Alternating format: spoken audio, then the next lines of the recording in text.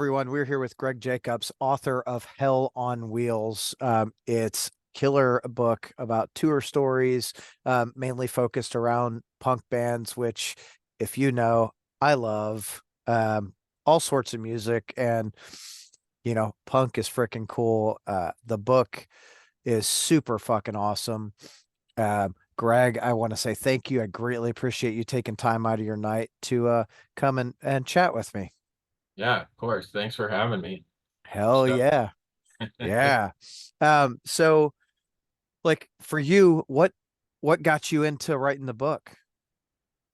it's kind of I tell this story that I kind of sound like a victim in writing a book, but uh, honestly, this is a revised edition of a book that I did in 1994, and that one came about by I shared an office with a book publisher in San Diego. I was managing bands, he was publishing books, but he was the only author on his press. So he would yell through the wall and say, "You need to write me a book so I can have a different author." I'm like, dude, I was an art major. I'm not a I'm not an English major. I can't write. And I mentioned that to my mom, and she said, "Oh, you should get ask a bunch of bands tour stories because you always love hearing them when your bands would come home that you managed and when you went on the road, like the stories are just great." And I was like, "Wow, mom, that's a great idea." So yeah, so that's what we did in 94. And then in about 2021, I think, some guy on the Naked Ray Gun page on Facebook, this is a cool book, whatever. And all of a sudden I started getting these messages on Facebook. "Are you the guy that wrote this book? Where can I get one?" And I'm like, "Oh man, it's been out of print for 30 years, Yeah. basically." um, but a publisher happened to see that and said, "Hey, I have your original book. Do you want to do a revised edition of it?" And I was like, all right. I mean, it was during COVID. I was sitting at home doing nothing anyway, basically. So and most of the bands were too, because they couldn't tour. So it was kind of a good time to catch everybody. So that's really how, I mean, it's all my mom's fault, really. Yeah. Blame mom. That's Yeah. awesome. That's awesome though that she like that she was like, "Hey, do this because you I think are a lot like me where we grew up just absolutely infatuated with music, and to talk to the bands and hear the stories, it's almost like living vicariously through them, you know. Totally. You get to Yeah. it's nice to ask them questions and get little funny stories like, "Oh, look at, fucking the Asexuals fighting with the biker gang," right? Like I love that story. it's a really good way to open up, and that one like hit home for me because I grew up in Detroit. Oh, okay, cool. So I'm like, "Oh yeah, like hometown," like so it really grabbed me. Do you So know the venue that they were talking about? I can't remember the name of it right now. no, no, I think so I think they were there in what, like 84. Yeah. Um, at that point how old was I? I was probably 7 or 8 years old. S- s- Oh, Still okay. like that was the year the Tigers won the World Series. Okay. So yeah. Yeah. Okay. I'm a bit older. 84.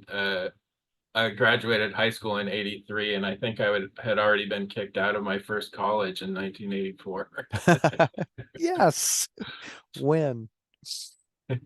So what did you go to college for? Um, Originally I had no idea what I was going for. But it was just something that my dad said you did, and I was like, all right, I will.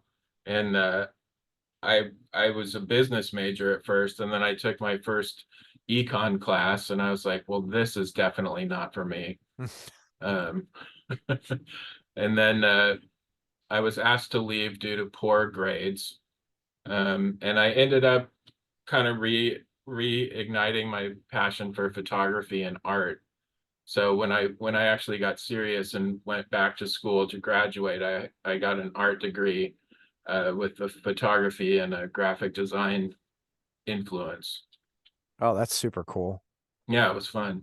Yeah. A lot better than econ, huh? Yeah, yeah. I made it through college with never having to write a research paper. That was Yeah. the yeah. I don't most of my friends are like, how'd you get around that? I'm like, I was creative in the classes that I picked. That's so awesome. So did you translate like the photography into other things? Well, I've I used to shoot like band promo photos and stuff, and I love to shoot live music even still. Mhm. So I work for this I shoot for a magazine called New Noise magazine. Do you know Oh New yeah, Noise? I do. Yeah. I've been a photographer for them for a few years now, but I honestly haven't been working with them that much lately. I just haven't been shooting that much, but I'm still on the roster. So it's fun. Like it's really they get me into shows for free and I give them photos for free. Works out great. Yeah, it's a great relationship. Yeah. And my wife's like, "Do you want to do you hope the podcast makes you rich?" I was like, "No, I just want to go to shows and see bands." Like Yeah, super like easy, you know? totally. Yeah. So what bands for you like early on help guide your like obsession with music? Um, I, s- I've been, I think probably Cheap Trick and Kiss were kind of my gateway drugs into punk rock. And then I really got into punk rock about 1980, probably when I was like 15. That shows you how old I am. Uh, there is a great venue I grew up in Orange County, California, like Costa Mesa and Newport Beach. I don't know how well you know geography, but there is a punk rock venue called um, the Cuckoo's Nest back then. Okay. The Vandals sing about it, actually. They have a song called Urban Struggle that talks about fights in the parking lot with the Cowboys next door, which is totally true. And then they did another song called Pat Brown or The Legend of Pat Brown, and he was trying to run cops over in the parking lot of the Cuckoo's Nest. So it was a pretty crazy venue, but that's where all the kind of Southern California punk bands played. I mean, Adolescents, Circle Jerks, TSOL, Black Flag, anybody you can name from that era, they played there. Right on. And I saw most of them. I missed the Black Flag show because I made the mistake of asking my mom if I could go instead of just going. And it turned out that it was Henry's first show. Oh, So that I still bring that up to my mom, and I'm almost 60. I'm like, Mom, you wouldn't let me go to this show, and it was a piece of punk rock history that you made me miss. that's like an iconic show. Like, Yeah, and I hate when that happens because it's like you're like, oh, I'm gonna go to the show, and then whatever pops up, and you're like, oh shit, I can't go. And then everyone's like, oh, you missed blah blah blah. ex- yeah, Damn it. I don't want to exactly. miss it, you know? So, like, are there some shows from back then that really stick out for you as, just fantastic? Like, oh, I'm so glad I didn't miss that show. You know, every show at the Cuckoo's Nest for me was really special because it was only open from 1980 to 81, Mm, and it really crammed a lot of shows in at once. I remember this. The two shows that stick out in my head are the Circle Jerks and then a separate show with Fear. And I just remember the the pit, the slamming, whatever you want to call it. The Circle Jerks, if you fell over, people would pick you up, hmm. and it was a fun communal, kind of like what it was supposed to be. When Fear played, Got if you fell over, you got stomped and pushed. It was really a different aggressive, just covered in spit, which was not normal, but he would antagonize people.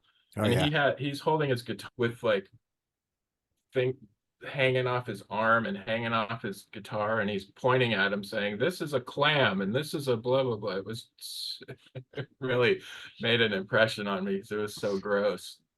That's so awesome. I like those. There's a band now, the Convalescents, that they don't throw out real stuff, but they take like Halloween tongues, like bloody tongues, and throw them Nice. out in the crowd. I'm like, yeah. Yeah, nice. Like Guar kind of. Yeah. Yeah, not quite to that level, but it's nice to have that interaction with the crowd, and I think the crowd really gets into it. Some of the like a little kid at the show is like, "Ooh, that's so gross." Like, Yeah. yeah. Yeah, yeah, that's perfect. That's great. Um, is there a story in the book that really like that you like more than the rest of the stories? Um, you know, I honestly I've read that book probably 50 times trying to find typos and creating the index, Mm. um, which was my idea to create the index and never I if I can give anybody one piece of advice is never create an index if you write a book because it's really a pain in the ass. Um, trying to think. I love Billy Milano's story actually, because it's so outrageous, and I'm not. Well, I'm sure it's true because Billy. I don't know if you know Billy, but he's a wild man. Mhm. He have you gotten to that story in the book yet? The I SOD haven't. story? Now, I actually had just finished I just finished the Get Up Kids, so I'm like still Uh, super fresh in the book. okay. So Billy's story, a, a summary of Billy's story is they were on SOD was on tour. He's in San Francisco. They're shooting I can't remember the movie. Go Kill Yourself or something like that is a Yeah. movie that SOD made. So they're shooting that, and Billy goes in and talks to the promoter and says, "We're filming." And the promoter says, "No, you're not." And they argue and they hash it out. Then Billy says he goes back and goes to sleep in the bus. And one of the roadies wakes him up and says, "Billy, you got to come talk to the promoter again. He's saying we can't film." So Billy says, "I'm in my skivvies and my white tank top and socks, and I march up this. I go flying up the stairs. I start screaming at the promoter, and the end result is Billy is holding the promoter by his ankles out the window with Scott Ian underneath, who was playing in SOD, saying, "Billy, don't kill him, don't kill him." And Billy pulled the guy back in and apparently got paid in advance and was allowed to shoot the I film. mean, that's one way to get it done, right? No, I mean, I can I can picture Billy doing something similar. I mean, Billy is a big, aggressive, loud friend of mine. Uh, Thankfully, he's on my team. Uh, Yes. but I can see him maybe not necessarily dangling the guy by his ankles, but like I'm sure something very close to that actually happened. Yeah. That reminds me of the Suge Knight Vanilla Ice story. Yeah. Oh, You know. yeah. I didn't even think of that. I Yeah. just noticed. Oh, Yeah. wow. I thought it was just on your shirt. Yeah. There's a Oh, window, right? right Oh well. on. Well, that's cool. I know, for a lot of us growing up, we were always big fans of like SOD because they of course push the limits, speak English or die, and what have you. And then of course MOD, and I mean shit, Billy's still going with MOD, Yeah. which is fantastic. And the musicians he's got around him are fantastic. Also, like Mike Arellano, I probably said that wrong, but he's a beast of a drummer. Yeah. Um, those are that's why I like this book though, is like to hear these stories, and especially about bring in icons like Lemmy, right? In the Nashville Pussy story is like Yeah. Yeah, that's cool as shit, you know? Yeah, I was stoked to be able to like to have what's her name? Corey's story kind of merge into including Lemmy in there. I was like, oh, that's perfect. Yeah. That's so great. Because now Lemmy's in the book, you Yeah. know? And yeah, exactly. Yeah, that's what So, everyone wants. You know, everyone wants a Lemmy story, yeah, you know, and that was, you know, I think, you know, coming from both worlds, right? The heavy metal world and the punk rock world, like Motorhead was like the ultimate crossover. Everyone loves them, right? totally. Yeah. Doesn't matter what side of the fence. It's and they were just really good rock and roll. And Lemmy was like, you know, the king of rock and roll. That's just what he is, you know? He was the ultimate of he just did not give a fuck what you thought. It was like this is me, this is how I roll, and either come along or get the fuck out of the way. Yeah, You know? and it's right. We that's how we know him. And then you hear stories like the Dave Grohl Lemmy story where Lemmy was like backstage and he's smoking and he's drinking and you know, Dave's like, "Hey, this is my mom," and Lemmy's like, "Oh shit, I don't remember if mom or daughter," and he's like, "Oh shit," he puts a cigarette in his drink and puts it to the side and he's like, "Hi, nice to meet you," you know, Yeah. like Awesome. how fucking rock and roll is that to go from like, yeah, I'm just Lemmy, oh shit, oh hey. Yeah, it's great. I love stuff like that when you kind of you peel away the tough exterior and you're like, oh, you're just a sweetheart, really. Yeah, Just a nice dude. Like it's it awesome. that's fantastic, you know, because Yeah.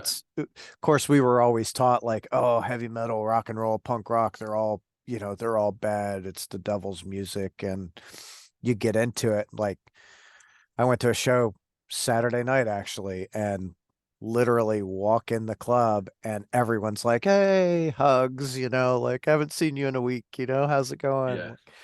Like it's just a big family. It is. It is. It's awesome. I love It's- it. yeah, me too. And these connections too, where we can sit and have, you know, conversations about all that stuff. So, like, I know you did, you started it back in 94. How long, when you did it initially, how long did it take you to like get all the stories together? Initially it was pretty quick, because I don't know if MySpace existed at that point yet, and if it did in 93 when I started, or 94, it wasn't it wasn't that easy to get a hold of bands. Like we were literally like trying to find we were calling labels to see how, or booking agents to try and find how do we get a hold of the Melvins, or how do we get a hold of whoever. I think we pulled that story. I don't think it's in the new one. Anyway, um, so it was difficult. The one benefit I had was I was living and working in San Diego at that time, and literally next door to my building where I worked was the Casbah, which is the San Diego club. Hmm. So, and I had a good relationship with the owner. So I would literally just walk down the stairs of my building and make a U-turn and walk right into the Casbah, and just was there all night. And I just lived up the hill. So it was like my whole little compound. So we would I say we because Gary, the publisher, would help too. And he and I would just go to the Casbah and try and interview whoever was there and see if they'd give us a tour story. That's really how it happened back then. God, that's like that's really cool because now, you know, with social media, it's, you know, send them a message. Hey, you know, you into that? You know, and that I feel is a lot more personal. Yeah, it really was. It was really limiting too, because I didn't know how to get a hold of some people. This time, like, I mean, I made a dream list. I'm all, who do I want in this book? The first book, I'm really happy with it, but it was kind of whoever we could get. do Hmm. you know, oh, so and so knows the bass player of whatever band. And so we'd use friendships to get in this book. Man, I mean, anybody I could dream of is on, there's some sort of contact for them on Facebook or Twitter or whatever. Yeah. So I was just shooting messages off blindly, just saying, hey, this is what I'm doing. Love to include you. Some of them said no. Some of them were like, this sounds great. A lot of them said, I want to write it myself. You don't need to interview me. I'll just write it and send it to you, which is Uh, insane. Like, do all my work for me. That's great. Yeah. Because transcribing is awful. I don't know if you had to do Yeah. that. No, I haven't. Thank God. It's not something that I want to get into, but yeah, like, hey, I'd like to, interview you for a story. Well, how about I just write it for you and give it to you? Like, hell yeah. Exactly. Exactly. It's but my this guy was Ricky Ricky Warwick. He's in a band called the Almighty that I guess they were really big in Europe. I don't think they're that big out here, but he also played in one of my favorite bands, New Model Army. Okay. And he's Irish. He lives in Los Angeles, but he is Irish through and through. And man, I interviewed him and recorded the conversation. It was so hard to understand what he was saying half the time. Like I almost had to call him back and say, "What are you talking about, Ricky?" Like,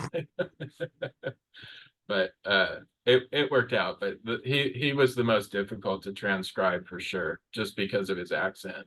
Yeah. Yeah, that I always have trouble with accents just overall. I obviously years of loud music have damaged. I'm listening to ringing right now in both ears.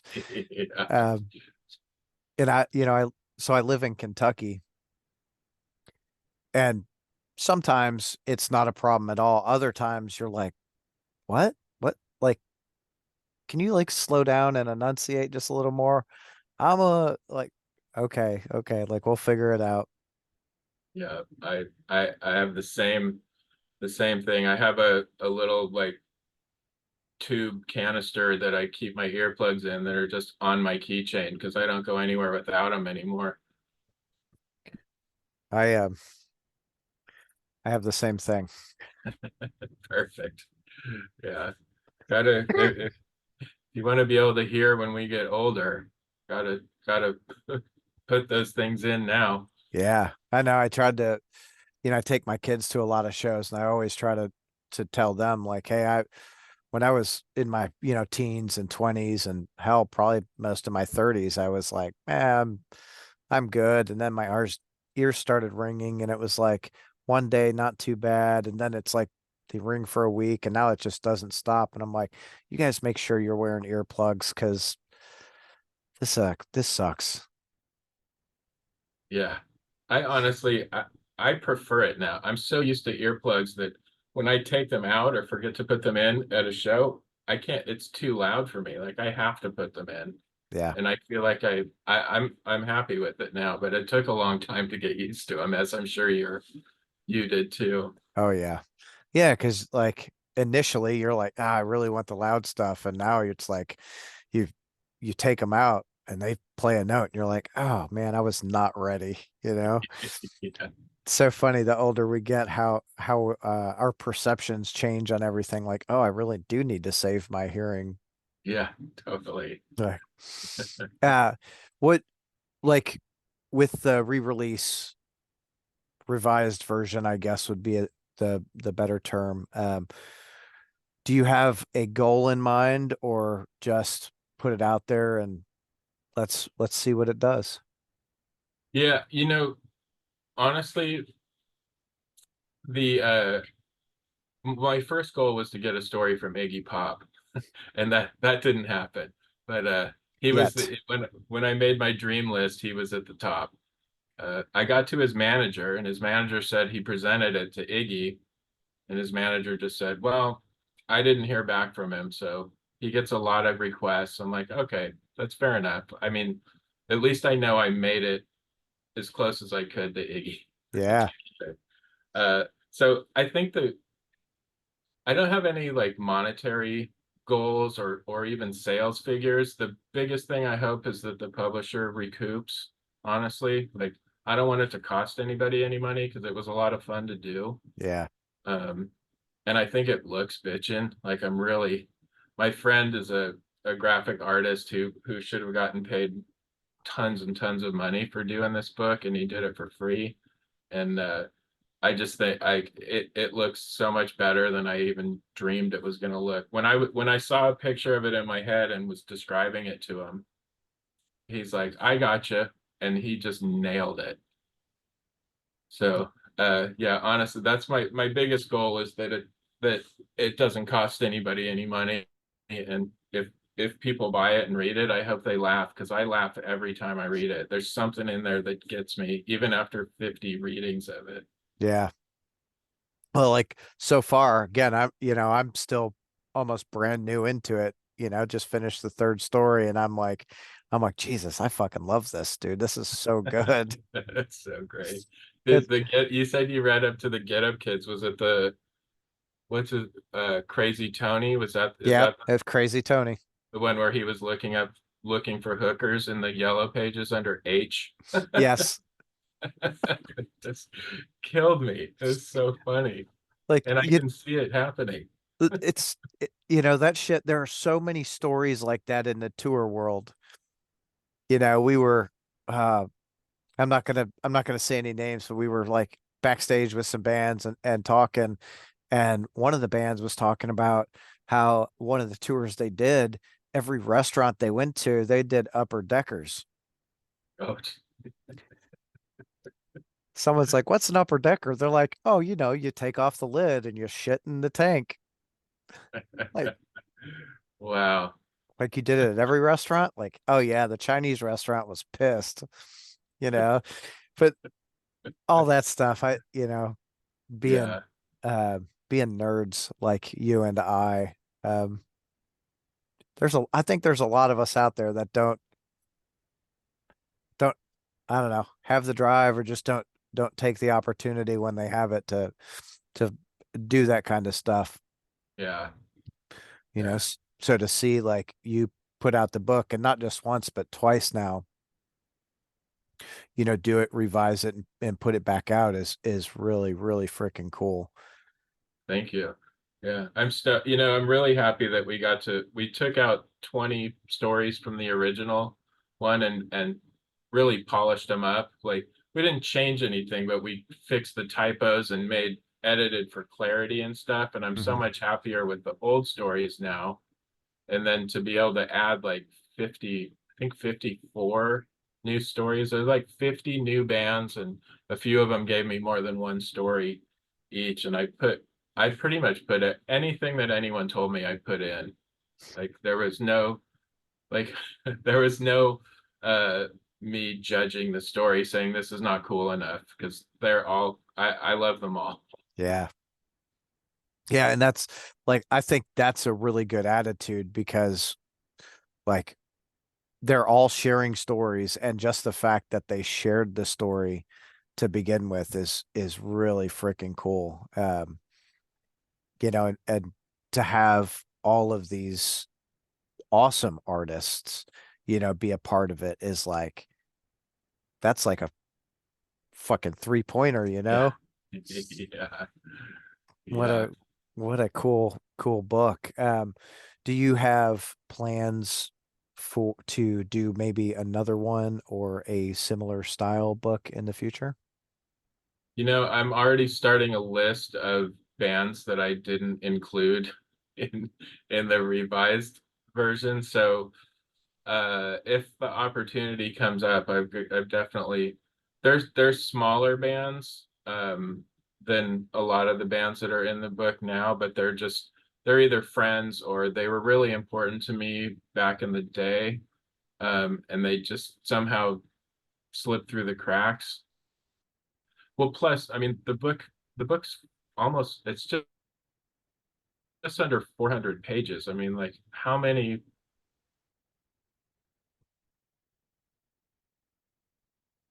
you know, Yeah. in my like, but so yeah. So if I guess if this book recoups and the publisher says, let's do another one, or let's add some stories or whatever, like I don't have the list in front of me, so I can't even think of who's on it, but I would definitely do it if they want to. There's no specific plan to do it right now, but But and you're I'm open to it. yeah, I'm sure the graphic designer would strangle me if I if I say, hey, we're doing another one. Maybe. Might give you a huge hug, Yeah, that's true. you know? Like I'm sure everyone that is a part of that enjoys being a part of it because it's not just a hey, this is a biography about one artist. It's like this is a whole fucking genre, and a lot of shit in there. So, super cool to have, and I say one genre, but you know what I mean. Yeah, yeah, yeah. Um, a lot of different artists to be a part of it.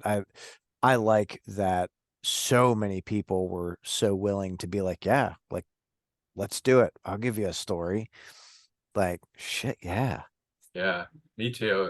It was really cool. And I think before we started, I told you what a dorky fanboy I am, and to be able to talk to some of those people on the phone, like I mentioned before, Jello Biafra, who had me call him at dinner time, and then he told me to call him at dinner time. I called him at dinner time. He said, "My food's on the table. It's going to get cold." And then we end up talking for an hour, and he's trying to help me get other. He's the one that helped me get an interview with Ian MacKaye from Minor Threat. He's like, you need to talk to Ian, but you don't talk to him about a Minor Threat story. Talk to him about a Teen Idol story where they get chased around Chinatown in Los Angeles by a biker gang whose equipment they ruined. Like, Oh, so I emailed Ian just out of the blue and said, Jello said I should reach out to you. Like, me and Jello are best friends now. And Ian replied and gave me two stories actually. hell yeah. So being able, and so I got to talk to Ian for a few times. I talked to Lee Ving from Fear. I Fear. talked to Jello, uh, Glenn Matlock, the original bass player from the Pistols. Hmm. While he's driving around London in his car, he's telling me a story. I'm like, this, like, my head was the dorky fanboy in me was just, I could barely contain myself. Over the moon, you Yeah, know? yeah, Yeah. Yeah, like I absolutely know because it's what everyone wants to do, right? Like I want to talk to these people. I want to get the stories. I have a conversation. Well, you just need I'm going to call it an angle, but and that's kind of what it is, right? Like, hey, I'd like to do this and surprisingly enough, a lot of people are like, I'm on board. yeah. Shit, you are? This is so cool. Exactly. Yeah. So is there anyone like in the revised version, is there someone in there that you didn't think possible to get that you got that Yeah. Yeah. There's uh you know who the one that I didn't think I was gonna get and was really difficult was The Damned, because I have loved that band. I saw the first time I saw them was 1982, and I have loved them since probably before then. And I sent a message to Captain Sensible on Facebook, and he replied. He and I had a little bit of email or Facebook message conversation about some photos I took that he liked and asked me to send them to him. Uh, but that was years ago, and I emailed Captain. I said, "Hey, this is what I'm doing. Give me a tour story." And he's all, "I can't remember any of them." So I'm like, "Oh man, like one of my favorite bands, I'm not going to get in the book." And then it turned out that one of my friends from California is friends with Rat Scabies, the drummer. And he said, I can hook you up with Rat. So I was sitting on my couch in my living room talking to Rat Scabies, getting tour stories from him. So it was exciting. It was to be able to include the Damned and the fact that it was Rat was really cool too. Uh, Yeah. So he didn't close really, to it not happening, you know? yeah, he didn't really have he knew what it was about, like what the story or that I was going to ask him about a tour story, but he was not prepared with the story, so it was kind of difficult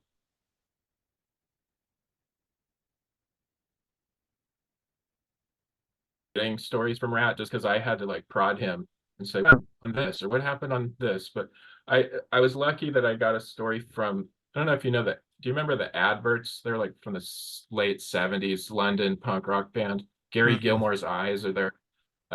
They toured in support of the Damned in 1977, and the bass player of the Adverts gave me a story about a show on that tour.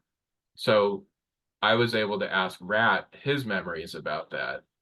So that helped. That was probably his at least longest story that he gave me, because most of his stories were like 2 or 3 sentences because he wasn't really prepared. But that one, he's like, oh yeah, I remember that. And he goes off on there's these local townspeople basically trying to riot because there was a punk rock show in their town. Yeah. I always like those stories too, right? Yeah. Like, oh, the town is totally against us. Well, you're just making our crowd more hyped to be there. Like, Yeah, come on, you know, exactly. it's more press. So do you have, I know you said you had a list and you didn't have it in front of you. Is there someone that comes to mind pretty quick that you really hope you can get for, I'm gonna say you're gonna do another, another, because I think it's fucking awesome. Thank you. Yeah, you know who? Well, I would reapproach Iggy. I just have to. Yeah. Uh, but something that's more attainable would be like the Descendants, who I've been friends with the Descendants since the 80s.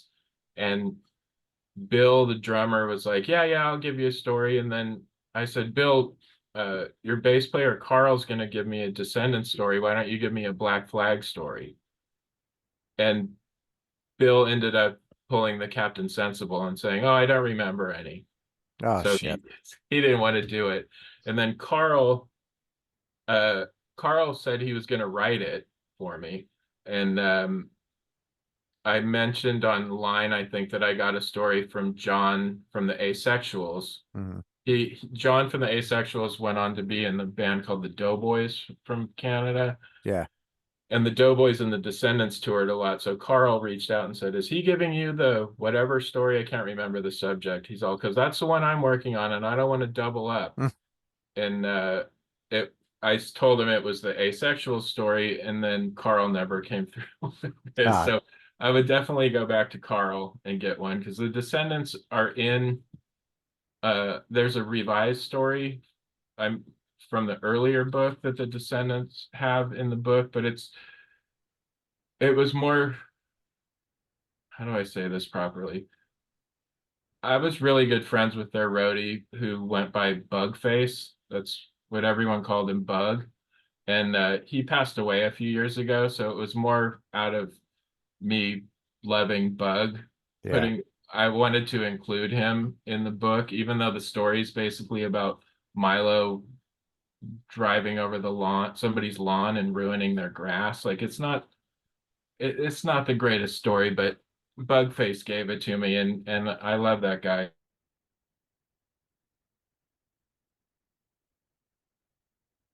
Hmm. I had to keep it in. But, did I answer your question, or I just ramble off on other You topics? you absolutely answered my question, right? Because I didn't get one, I got two. Of course, the reapproach to Iggy, and I think everyone loves the Descendants, right? So to be able Yeah, to have a couple of stories from them in the next one would be super super cool. So you guys better give him one. Like, come yeah. on. Um, Well, there's one more too. If I could, the my favorite band since high school is Stiff Little Fingers, mhm. and I asked the singer Jake Burns on Facebook, like, hey, this is what, same story. This is what I'm doing. I told him, I said, you've been my favorite band since 1980. I've seen you a billion times. Will you give me a tour story? And he replied pretty quickly, but he was like, I really think that tour stories are better told than written. And all of mine have been told so many times that I don't, he basically said no, but he said it in a very nice way. Yeah. And I was just gutted.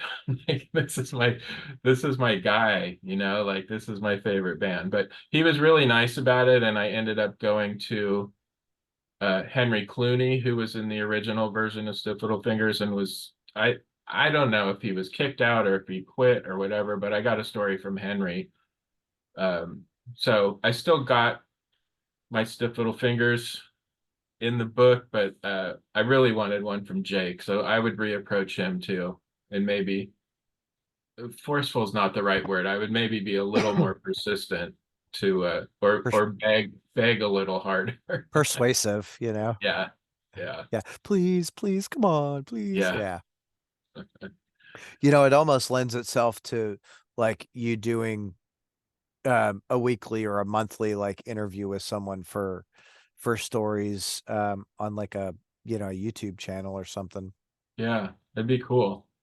I'd probably be more comfortable talking talking if I did a few of those. Uh, it's just another way to really fanboy out too, which is like, oh, this is super cool. Yeah, You know, um, that's, I mean, that's what I started doing. Like, I just whatever bands I can, get, I'm gonna get, and I just did John Bush, and I love his voice. Um, so I was like, oh, man, I'm a fucking nerd. This is so cool. so, Uh, yeah, yeah. I love that, man. I love to nerd out, and somehow somehow it works out. Like you can think about like, oh, that band's super cool, and then next thing you know, you're on the phone or on a video chat with them, and you're like, yeah, holy shit, yeah, it's great. like, oh my God, I'd never thought in a million years. Yeah, So you go to a lot of concerts? I do. I've been slowing down a little bit, but yeah, I live in Long Beach, California Mhm. now. And there's a great bar venue not far from me. It's like 2 miles, 3 miles, called Alex's Bar. Kind of the good they're they're the equivalent of the Casbah, or like I wouldn't call it, yeah, they're the equivalent of San Diego's Casbah is Alex's Bar. They've been around for 20 years. They get like all the local bands play there. They get the smaller touring bands that fits like 150, maybe 200 people Okay. on a crowded night. But I mean, he gets big bands that will come in there and they either announce it and sell tickets or they don't announce it and Alex just calls people. But I mean, I saw X there not too long ago with like 150 people. Right on. Um, he had Jesus and Mary Chain playing there unannounced and for free, and just called like 100 people and said, "Come on down." Come on Uh, my way. yeah, the Damned played there, um, which is what I mean. They in California, the Damned are good for probably, I don't know, 500 to 800 at Hmm. least, maybe more people than that. And this is a tiny room to see the Damned. So uh, I love Alex's. It's a great place to see bands, and I mean, I just jump in a lift. Uh, it's like $10 to get me there. I still drink too much, so I can safely get home and not have to worry about driving or parking or any of the bullshit. It's great. Yeah, I love that. There's a big like hardcore band from here, Knocked Loose. Um, they did so for their release, they did 2 nights at this 2,000 capacity room. It's like Friday, Saturday, and on Wednesday they announced they were playing this 300 cap room, Oh, nice. and I was like, I am not missing that at freaking all, and it was insane. Like people were. we weren't there for 30 minutes and some dude had just a shiner's eye was swollen shut. I'm like, okay, this is going to be a fun show. Yeah. It's that's great. Yeah, I a small venue. Yeah. I, it's where I think it's where my heart lies, in the small venues. Sounds corny, but true. No, it's the absolute truth. Like I'll go to bigger venues to see a band, but I've really like those 100 to 300 cap rooms are like that's where I'm comfortable because you know almost everyone in the crowd, you know the bartenders, you know security, and everyone's like I ran into one of my favorite venues here, Portal. I ran into security and the manager at an event earlier, and I was just like, "Hey, I didn't think you guys would be here. Like, this is freaking cool." And they're like, "Hey, dude, what's up?" Yeah, Uh, that's awesome. Yeah. yeah, it's that camaraderie, you know, that I feel we as humans really need to help our mental health. Yeah, I agree. So it's Yeah, but super. similar. I was out to dinner with my wife just last weekend, and we bumped into Alex from Alex's bar with his wife and kids in the same restaurant. We're just like, oh hey. They were just finishing and we were just starting.